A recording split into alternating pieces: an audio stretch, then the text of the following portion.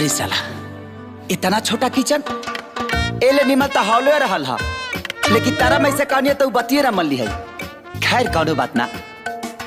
ए सुना, ओबामा के जाने लू? उका हमार मौसी के बेटा हवन जे हम जानी। तो जान लो, वो पाकिस्तान के प्रधानमंत्री हवन।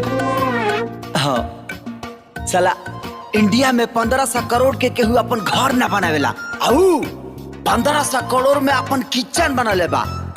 हाँ और सुना, वही किचनवा में लैट्रिनो बनल बा। खात रही जात रही, खात रही जात रही। सुना। हाँ सुनावा। तू अपन काम पे ध्यान दे। हाँ ढेर मत ढीला। तो एगो काम करा, ला है अलुआ छीला। ए अरे अलुआ के कमाई कर चल जा।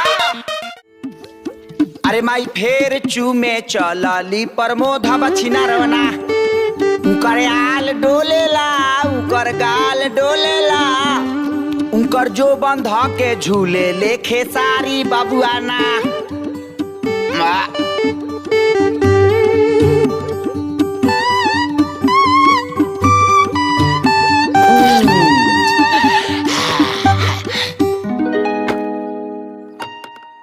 माई पानी गरम हो गइल बा, आके नहा ली।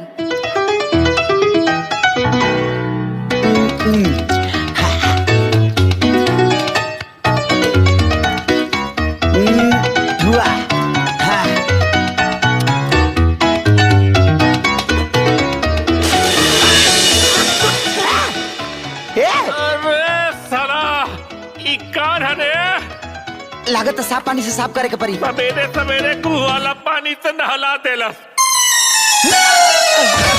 अरे बाप रे बाप, पता नहीं कौन जानवर बा करवाई घर में। अरे